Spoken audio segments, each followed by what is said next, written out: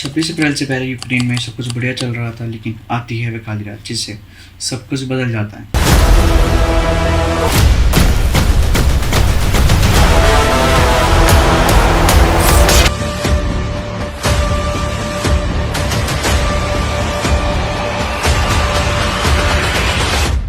अगर आपको इंट्रो देख के समझ नहीं आया तो कोई बात नहीं, मैं किसकी बात कर रहा हूँ मैं बताता हूँ।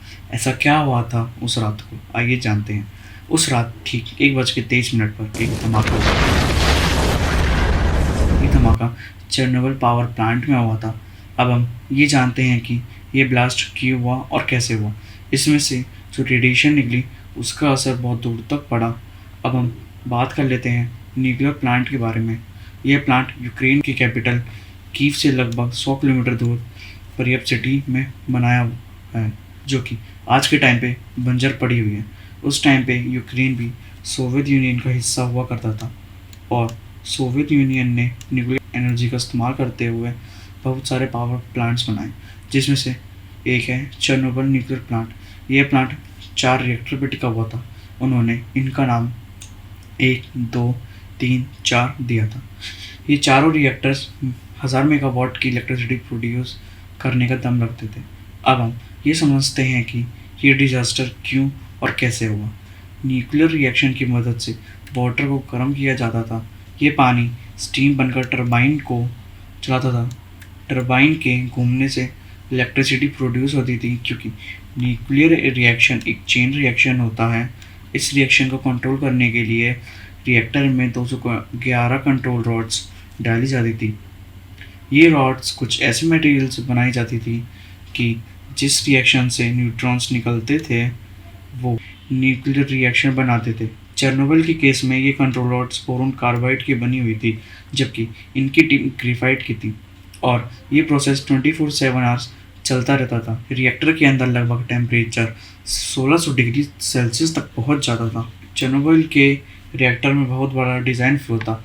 इस रिएक्टर में पानी कभी नहीं रुकना चाहिए था, चाहे रिएक्शन ही क्यों ना रुक जाए, क्योंकि जब भी रिएक्शन रुक जाएगी तब भी बंद होने के बाद हीट प्रोड्यूस होती रहेगी। अब वाटर पंप्स को चलाने के लिए भी बिजली चाहिए थी। बिजली अपने ही रिएक्टर के टरबाइन से लेती थी। पावर फेलियर के बैकअप पे डीजल जनरेटर भी लगाए गए, लेकिन दिक्कत ये थी कि डीजल जनरेटर पे शिफ्ट होने पे वाटर पंप्स लगभग 60 सेकेंड्स तक का समय लेते थे, लेकिन साइंटिस्ट चाहते थे कि रिएक्शन 60 सेकेंड्स तक भी चलती रहे। इस चीज़ के लिए उन्होंने सेफ्टी इक्विपमेंट भी लगाया। वो ये था कि जैसे ही रिएक्टर बंद होगा वो बिजली बनाना ख़त्म नहीं करेगा, बल्कि 1000 मेगावाट से प्रोडक्शन धीरे धीरे नीचे आएगा। तो इसी बची हुई इलेक्ट्रिसिटी से पंप को चलाया जाएगा। 60 सेकेंड्स तक के बाद बैकअप जनरेटर ऑन हो जाएंगे। इसको इंस्टॉल तो कर दिया, लेकिन इसकी टेस्टिंग करना भी बाकी था, जो कि इम्पोर्टेंट पर्पस था। और ये टेस्ट सिर्फ रिएक्टर नंबर 4 पे किया जाना था और बाकी के तीनों रिएक्टर पर ये टेस्ट सक्सेसफुली किया जा चुका था। 25 अप्रैल 1986 की शाम को रिएक्टर नंबर 4 की टेस्टिंग की तैयारी चल रही थी। ये testing deputy chief engineer Anatoly Dyatlov की निगरानी में किया जा रहा था। ये टेस्ट तीनों रिएक्टर पे भी किया जा चुका था और सक्सेसफुली कामयाब भी हुआ। ये टेस्ट एनाटोली दातलोव को 25 अप्रैल की रात को ही करना था।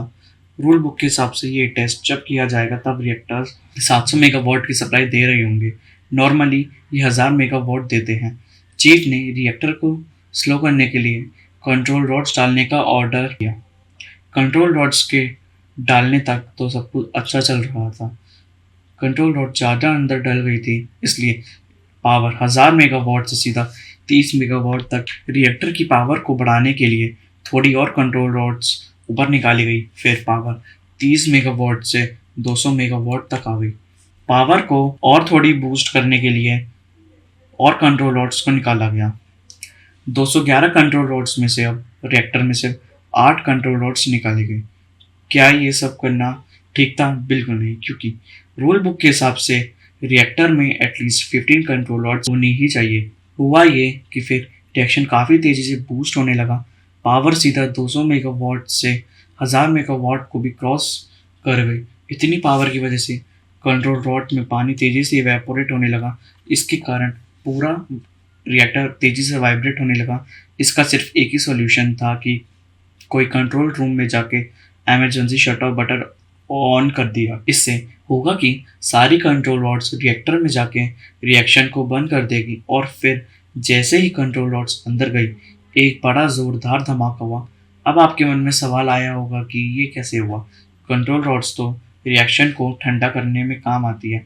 ये धमाका कंट्रोल रॉड्स के टिप पे बने ग्रेफाइट की वजह से हुआ। रॉड्स तो पूरी बोरोन कार्बाइड की बनी हुई थी, लेकिन बोरोन कार्बाइड तो रिएक्शन को रोक सकता है, लेकिन ग्रेफाइट रिएक्शन को बूस्ट कर देता है। इमरजेंसी बटन को दबाने से पहले जिस पॉइंट पे रिएक्शन ज़्यादा थी, उसके अंदर ग्रेफाइट जाते ही और तेज हो गई। धमाके की वजह से रिएक्टर 4 में आग लग गई। किसी को ये भी नहीं पता था कि आग की वजह से 5% रेडियो एक्टिव मटेरियल एटमॉस्फेयर में ऑलरेडी जा चुका था। मौके पे ही फायर फाइटर की टीम को वहाँ बुलाया गया। उन्होंने आग पे पानी डालना स्टार्ट किया, लेकिन वो आग बुझने का नाम ही नहीं ले रही थी। वो इतनी आसानी से बुझती भी नहीं, क्योंकि वो ग्रेफाइट की आग थी। धमाके के बाद पूरे पर्याप्त सिटी को रात में ही खाली करवा दिया गया। सोवियत यूनियन ने बहुत सी बसेस चलाई जो कि लोगों को इससे दूर किसी और सिटी में पहुंचाए। वहाँ गैस प्लांट में लगभग 10 दिनों के बाद आग बुझाई गई। बुझाने के लिए लगभग 5,000 टन रेत और मिट्टी गिराई गई। जब जाके आग बुझी। आग तो बुझ गई, लेकिन एटमॉस्फेयर में रेडियो एक्टिव गैसेस निकल ही रही थी, और जो भी वहाँ फायर फाइटर्स आग बुझाने पहुंचे थे, रेडियो एक्टिव गैसेस की वजह से बीमार हो गए। सोवियत यूनियन इस बात को दबाना चाहती थी, क्योंकि वो टाइम कोल्ड वॉर का था। इसमें सोवियत यूनियन का इम्प्रेशन डाउन हो जाता। 2 दिन बाद यानी 28 अप्रैल को स्वीडिश रेडियो एक्टिव स्टेशन में देखा गया कि एयर में रेडियो एक्टिव की मात्रा बहुत ज़्यादा है और ये यूक्रेन की तरफ से आ रही है। यहाँ तक बात ख़त्म नहीं हुई। रिएक्टर 4 के नीचे बहुत सा पानी था, जिसमें बहुत ही ज़्यादा रेडियो एक्टिव मटेरियल जा चुका था, और इसको खाली ना किया जाता तो ये पानी स्टीम बनकर हवा में फैल जाता। इसको खाली करने के लिए सिर्फ एक ही रास्ता था कि कोई इस पानी भरे पूल में जाकर ड्रेन वाल्व खोल दे, लेकिन इस काम को करने के लिए कोई रेडी नहीं था। फिर सामने आए 3 लोग। ये अंदर गए और वाल्व को खोल के सही सलामत वापस आ गए, लेकिन तब तक बहुत ज़्यादा तबाही हो चुकी थी।